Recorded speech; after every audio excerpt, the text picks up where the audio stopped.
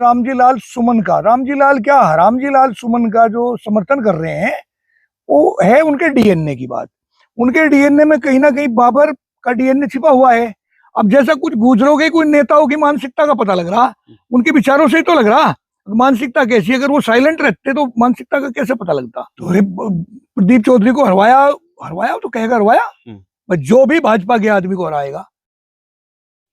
नमस्कार, स्वागत है आप सभी का हिंदुस्तान 24 पर और मैं आप सबके साथ विपिन चौधरी। इस समय राणा सांगा को लेकर पूरे देश में विवाद छिड़ा हुआ है। जिस तरीके से समाजवादी पार्टी के सांसद रामजी लाल सुमन ने राणा सांगा पर विवादित शब्दों का इस्तेमाल किया है, तो उसको लेकर कुछ लोग उनका समर्थन कर रहे हैं जबकि कुछ लोग उनके विरोध में हैं। आज राणा सांगा पर हम बात करेंगे और बातचीत करने के लिए हमारे साथ ठाकुर उग्र सिंह चौहान जी मौजूद हैं। उग्र सिंह जी, बहुत बहुत स्वागत है आपका हिंदुस्तान। नमस्कार भाई साहब, नमस्कार। मेरा सवाल आपसे ये है कि राणा सांगा को लेकर जिस तरीके का ये विवाद छिड़ा हुआ है, तो कुछ लोग रामजी लाल सुमन का समर्थन कर रहे हैं और कह रहे हैं कि रामजी लाल सुमन ने जो कुछ कहा है वो सही कहा है। तो आपने इतिहासों में क्या पढ़ा है? देखिए, जो लोग बाग आज के दिन रामजी लाल सुमन का, रामजी लाल क्या रामजी लाल सुमन का जो समर्थन कर रहे हैं वो है उनके डीएनए की बात। उनके डीएनए में कहीं ना कहीं बाबर का डीएनए छिपा हुआ है।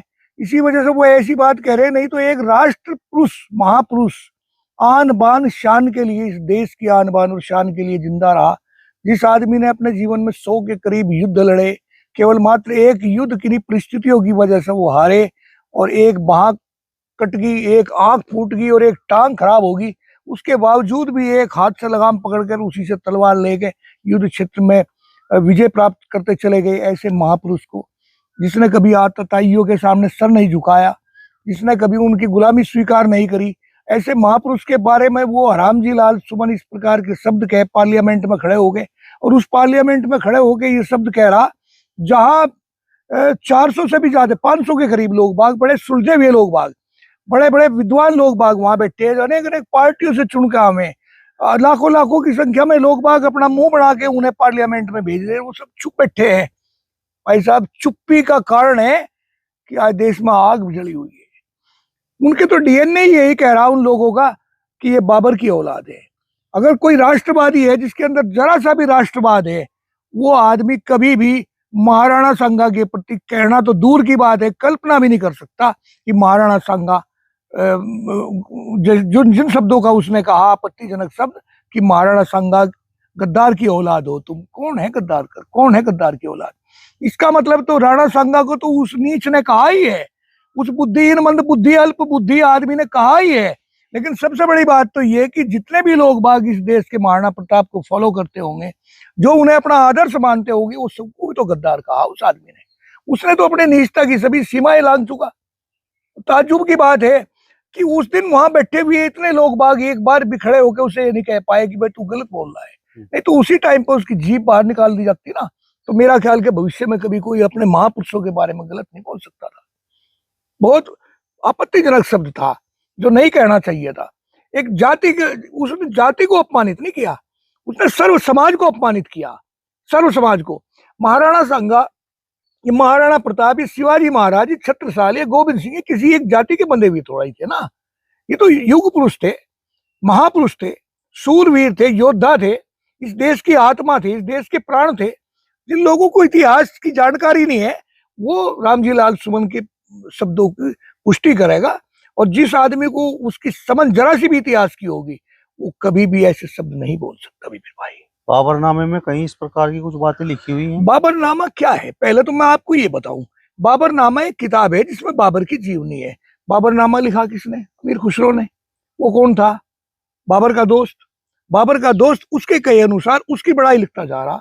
अगर बाबरनामा में कहीं एक शब्द लिख दिया तो क्या एक बाबरनामा ही उस टाइम का इतिहास था क्या? उस टाइम के मेरा ख्याल के सैकड़ों राइटरों ने लिखे होंगे इतिहास में। कहीं दूसरे किसी इतिहास में अपने जो सर्टिफाइड हिस्ट्रिकल है उनकी किसी किताब में हो, या राजस्थान के इतिहास में हो, या कहीं और किसी किंवदंतियों में हो, या कहीं भी अगर कहीं जिक्र हो तो उस पर डिबेट हो सकती है। ऐसा तो कहीं नहीं पाया ना। भाई एक रामजी लाल सुमन के कहने मात्र से राणा सांगा गद्दार हो गए, और उनके कहे मात्र से कि वो बाबर को बुला लाए। कहीं कोई और तो लेख मिले ना, वो तो उनकी अपनी किताब है, अपनी किताब में वो अपना कुछ भी लिख ले, वो तो उनकी मर्जी है। उन्होंने अपना जीवन परिचय उनके एक मित्र ने लिख दिया, बाबरनामा कोई सर्टिफाइड दस्तावेज नहीं है। गुर्जर समाज के कुछ लोग भी रामजी लाल सुमन के समर्थन में उतर आए हैं, तो वो राजपूत समाज के विरोध में उतरे हैं या तो, रामजी लाल के समर्थन में उतरे वो तो इस किस्म के लोग बाग है। एक आदमी की मैं क्या बताऊं, उसकी मैं तो बहुत अच्छा आदमी इस वजह से मानता था कि जिस गांव में वो पैदा हुआ, मैं उसकी बाइट देख रहा था कि वो बड़ा अच्छा गांव है, इंडिया लेवल का गांव है मीरकपुर, और मुझे ये लगता था कि यार उस गांव में को तो प्रणाम करना चाहिए, वहां तो एक से एक प्रतिभाएं पैदा होंगी, महात्माएं पैदा होंगी। लेकिन मुझे तो वहां भी वही रामजी लाल सुमन दिखाई दे रहे कि वही पैदा हो रहे। यार उस गांव में पैदा होने वाला एक वो वीरेंद्र चौधरी, वीरेंद्र सिंह इस प्रकार के शब्द कह रहा, तो इसका मतलब तो उसे राणा सांगा से और बाबर से कोई लेना देना नहीं, रामजी लाल सुमन से किसी और से नहीं, उसे तो राजपूतों का विरोध करना। और उसे ये नहीं पता इतिहास की कितनी जानकारी है, उसे कितनी नहीं है, हमें तो नहीं लगता कि उसे कहीं लेस मात्र भी जानकारी हो। लेकिन हाँ, उसने एक बात जरूर कर दी, पहले भी और अब भी, कि दो जातियों को ऐसा भिड़ा दिया, और इन दो जातियों को भिड़ाने में उस आदमी ने सबसे ज्यादा नुकसान गुजरों का कर दिया। पिछली बार भी अगर वो इस प्रकार की बेहुद्दी बात ना करता, तो मेरा ख्याल के ये जो प्रदीप चौधरी कैसे लोग भागे, ये चुनाव ना हारते।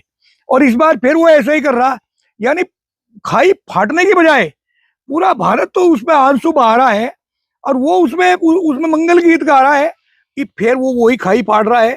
गुजरों का सबसे बड़ा नुकसान करने वाला, सबसे बड़ा गुजरों का शत्रु अगर कोई भारत में है तो वो वीरेंद्र सिंह है, जो बार बार ये बात कहे।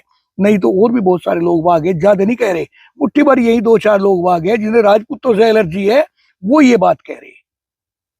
करणी सेना के बारे में भी उन्होंने कहा है, वो गलत कहा ना, उन्हें करणी सेना से किसी से कोई लेना देना नहीं। करणी सेना तो फिर वही राजपूतों का संगठन आ गया। उन्होंने तो उनका तो वो जो कुठारा घात है, तलवार जो है वीरेंद्र सिंह की, तो उसी पे चलती है। नहीं तो गुज्जर तो बहुत बढ़िया भी कह रहे हैं, गुज्जर तो इसमें लड़ाई भी लड़ रहे हैं। गुज्जर कह रहे हैं कि गलत हुआ, वो महापुरुष गुजरों के भी रहे होंगे उस टाइम पे। तो देखिए कितना बड़ा बलिदान पन्ना ढाई का रहा होगा, क्या वो गुज्जर नहीं थी? और जब महाराणा सांगा लड़ रहे थे, महाराणा सांगा की साल लड़ाई में केवल एक ही जाति थी क्या? सर्व समाज के लोग बाग उनके साथ थे। उनमें हुसन खां मेवाती कैसे लोग बाग भी उनके साथ थे, उसमें ब्राह्मण भी लोग बाग थे, उसमें बनिए भी थे, भील और मीणे भी थे, उसमें जाट और गुज्जर भी थे। ये सब लोग बाग उनकी सेनाओं में थे। बहुत सारे लोगों ने संगठित होकर युद्ध लड़े हैं, उसमें क्या कोई एक जाति का मामला था? और वो जो भी कुछ कर रहे थे सर्व समाज के लिए तो कर रहे थे, अपने राष्ट्र के लिए कर रहे थे। विधर्मियों का से टकराव था उनका, और किसके साथ लड़ रहे थे वो तो करणी सेना को कह ले या राजपूतों को कह ले, या महाराणा सांगा के पीछे अगर राजपूत सब लगे तो उसे कह ले, कहना उन्हें जरूर है। ये अच्छा है अगर ये महाराणा सांगा पे इतिहास में ये लिखा गया कि वो राजपूत है, और नहीं तो इसमें एक और पार्ट हो जाता, वो ये एक दवा और ठोक देता, महाराणा सांगा तो गुज्जर था, ये और कह देता। उसे तो कहना कुछ ना कुछ, उसको बेचारे को भगवान सद्बुद्धि दे, पता नहीं क्या उसके अंदर है क्या नहीं है, उल्टा बोलना है। सबसे बड़ा अहितकर, सबसे बड़ा नुकसान देने वाला गुजरों को, जो इस खाई को चौड़ी चौड़ी करता हुआ जा रहा, वो वही लोग बाग है, वीरेंद्र सिंह कैसे लोग बाग। मेरे विचार से तो बहुत सारे गुज्जर बहुत बढ़िया बोल रहे, गलत नहीं बोल रहे। या कोई समाजवादी में ऐसे लोग बाग है गुज्जर, तो वो साइलेंट है, नहीं बोल पाए। तो जो रामजी लाल सुमन का समर्थन कर रहे हैं, तो उन सब के अंदर बाबर का डीएनए है। आपने बिल्कुल बिल्कुल बाबर का डीएनए है। ये एक लड़ाई है, सुनियोजित तरीके से एक लड़ाई लड़ी जा रही है, और उसमें ये बाबर के डीएनए के लोग एक तरफ हो रहे हैं और राष्ट्रवादी लोग एक तरफ हो रहे हैं। इन लोगों को आज तक ये नहीं पता कि बाबर को बुलाया किसने था। दौलत खां लोधी का लड़का का नाम था दिलावर खां लोधी। दिलावर खां लोधी उसके पास गया बाबर के, और बाबर को उसने आमंत्रित किया। उसने कहा कि राजपुताना के जो शासक है राणा सांगा भी आपके पक्ष में युद्ध करेंगे, वो भी इब्राहिम लोधी के खिलाफ है, और आप आओ। जबकि राणा सांगा ने बिल्कुल मना कर दिया था। ये उसमें लिखा हुआ है, इनकी जो बाबरनामा है उसमें उल्टी सीधी बात ये लिखे हैं। तो वो बाबर यहाँ आया, और आने के बाद में रणनीति के तहत, उनकी रणनीति दूसरे टाइप की थी, बाबर की दूसरे टाइप की थी। जबकि इब्राहिम लोधी की सेना बहुत बड़ी थी, और इसकी सेना जो थी बहुत छोटी सी। मेरा ख्याल के 15,000 के करीब सैनिक इनके पास थे, उनकी सेना बड़ी थी। लेकिन फिर भी इसमें पानीपत के मैदान में 1526 में विजय जो हुई, वो इब्राहिम लोदी वहां मारा गया और बाबर की विजय हुई और बाबर वहां उस पे दिल्ली की गद्दी पे विराजमान हो गया। बाबर को इतनी बड़ी चीज नहीं थी, बाबर को तो उससे पहले भी राणा सांगा ने हरा दिया था। और इब्राहिम लोदी को हराने के लिए राणा सांगा को क्या जरूरत पड़ी थी कि वो बाबर को भारत में बुलाता, जबकि उससे पहले दो युद्धों में राणा सांगा ने बाबर को, एक तो 1517 का युद्ध था जो कोटा के पास एक जगह हुआ करती थी खतौली, वहां 1517 में वहां हराया इब्राहिम लोदी को। और उसके बाद 1518 में राजस्थान में कोटा के पास बाड़ी में हराया। तो जब दो तीन बार उस आदमी को, उससे पहले छोटे छोटे युद्धों में कई बार हरा दिया, तो फिर उसे क्या जरूरत पड़ी थी बाबर कैसे छोटे से आदमी को बुलावे, उससे तो बहुत बड़ी सेना राणा सांगा लिए बैठे थे। और उसके बाद फिर 1527 में बाबर के साथ जो युद्ध हुआ, उसमें भी बयाना के मैदान में 3 बार राणा सांगा ने बाबर को हरा दिया। बयाना में मात्र एक युद्ध, 100 युद्ध लड़ने वाला एक आदमी एक युद्ध हारता है, और वो खंडवा के मैदान में, आगरा से कुछ दूरी पे एक खंडवा का मैदान है, खंडवा में एक युद्ध हुआ। और उस युद्ध में उस टाइम पे बारूद का आविष्कार हो गया था, बाबर के पास बारूद आ चुकी थी। और उस बारूद की लड़ाइयों में तोपों के सामने राजपूत सेनाएं जो थी, जो तलवार के बल पर लड़ रही थी, तीर और भालों के सहारे लड़ रही थी, वो उसमें कामयाब ना हो पाई, तोपों को सहन नहीं कर पाई।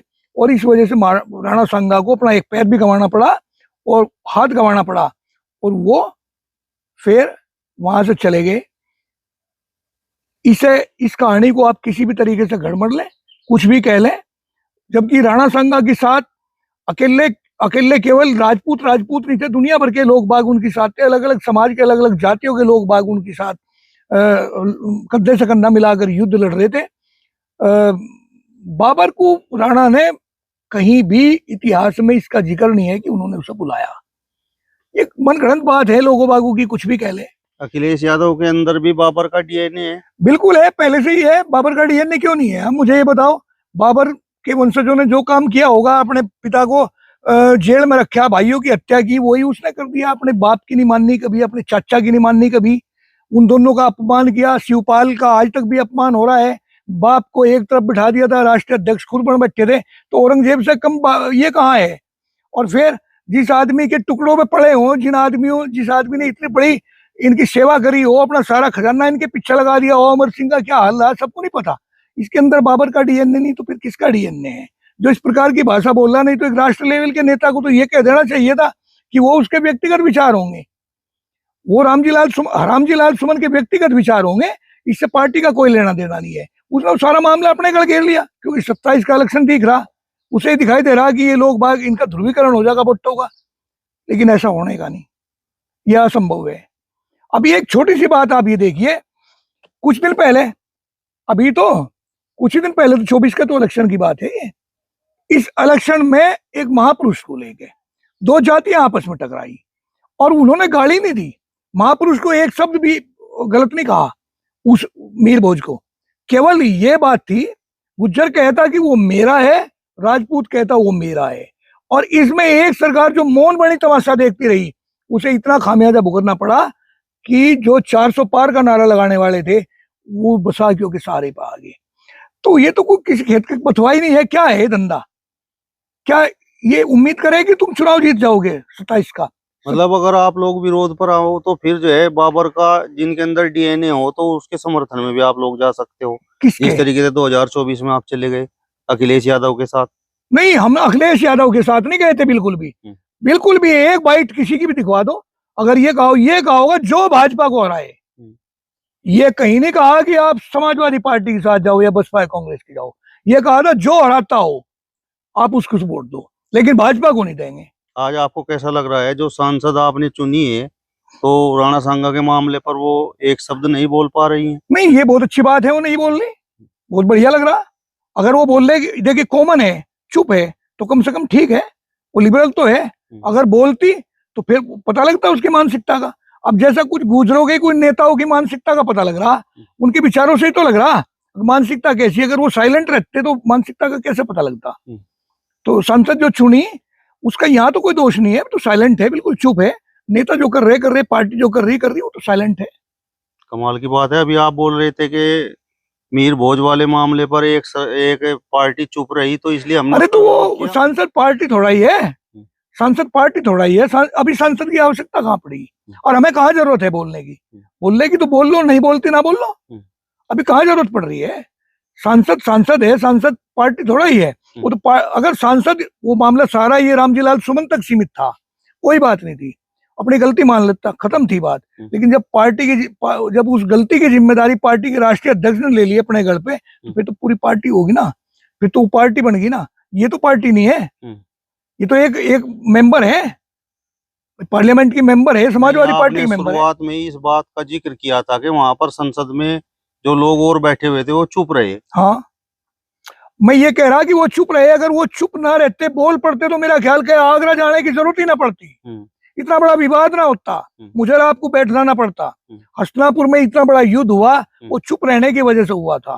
अगर द्रौपदी के वस्त्र हरण के समय भीष्म कैसे लोग बाग बोल पड़ते, दुर्योधन को कहते कि तू गलत कर रहा, तो मेरा ख्याल के युद्ध ना होता। यहाँ पर इकरा हसन चुप हैं, सहारनपुर में इमरान मसूद चुप हैं, वहाँ मुजफ्फरनगर में नरेंद्र मलिक ने बोल दिया। हाँ, तो कि फिर हमने तो इतिहास ही नहीं पढ़ा। भाई ये लोग बाग चुप है, तो फिर करणी सेना को या राजपूतों को या राष्ट्रवादी लोगों को अपने आप निर्णय लेना पड़ रहा।